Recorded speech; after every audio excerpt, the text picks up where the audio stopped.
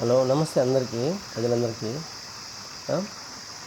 ఒరే గజన్మోహన్ అన్న, నేను ఇన్నే అడుగుతున్నాను. మీరు పేద బిడ్డలు అంటారే, చూడండి అది ఎంత డబ్బురా. అదే సచివాలయాలు అవే చూడు, సచివాలయాలు.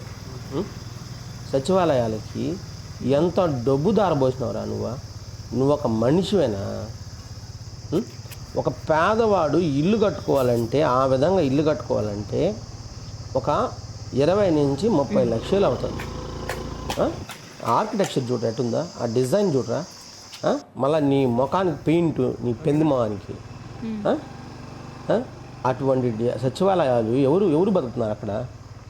ఎవరు ఉంటున్నారు? ఎవరు డబ్బులు అయ్యి?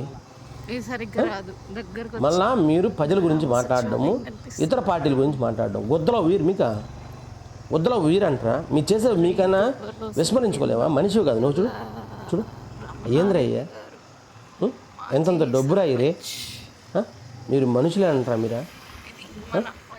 వాడు మిథున్ రెడ్డి అంటాడు వ్యాపారంలో సంపాదించాడంట. వ్యాపారంలో సంపాదించినోడు అయితే అన్న, ఓ మిథున్ రెడ్డి అన్న, నువ్వు వ్యాపారంలో సంపాదించాను అంటున్నావు. మరి దేనికోసం నువ్వు రాజకీయాల్లోకి వచ్చావు? ప్రజలకు సేవ చేసేదానికి కదా, ప్రజలు అభిమానంతో వేశారంటున్నావు కదా. మరి ఎంతవరకు న్యాయం చేసావు? ఇప్పుడు ఒకరంటే నీ మీద అబద్ధం చెప్పచ్చు, ఇద్దరంటే చెప్పచ్చు, ముగ్గురంటే చెప్పచ్చు. అన్ని వేల మంది, వందల మంది వచ్చి మీ మీద అటు చెప్పారంటే నువ్వు చెప్పింది కరెక్ట్ అంటావా? ఆలోచించు. అది ఆవేశంతో వచ్చి చెప్పిన మాటలు అంటావా? అయినా మీ మీద అంతమంది పగ ఎందుకు వచ్చింది? మీ ఊరు వాళ్ళకే చెప్పు.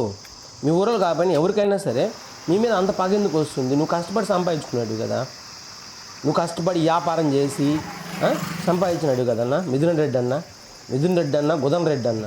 మీరు ఎన్ని సంవత్సరాలు, నేను ఒక్క మాట అడుగుతున్నాను రా, మీరు ఎన్ని సంవత్సరాలు బతుకుతామని మీరు అనుకుంటున్నారా చెప్పండి నాకు. 1,00,000 లేదు 100? రే ఎందుకు రా రే, మనుషుల్లాగా మారండిరా. మీ గుద్ద కింద వయసు ఎంత వచ్చింది చూడండి ఒకసారి.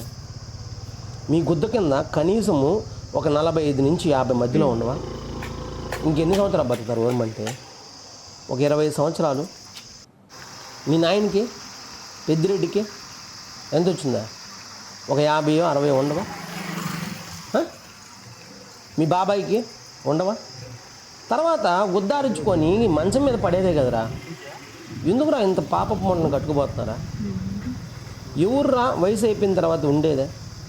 రామోజీరావు చచ్చిపోయా, ఎన్టీఆర్ గారు చనిపోయా, అవునా కాదా? సత్యనారాయణ చనిపోయా.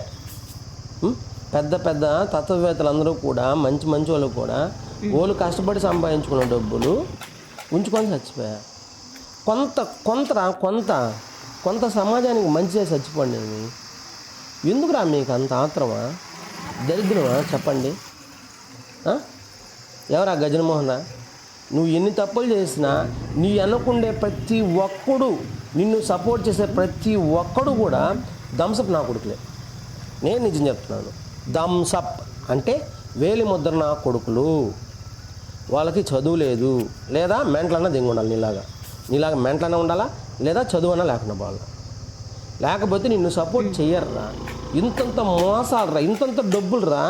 ఎవడు రే, మీరు 100 రూపాయలు ఇవ్వండి ఎవరికైనా చూద్దాం. మీ డబ్బుల్లా 100 రూపాయలు ఇవ్వండి చూద్దాం.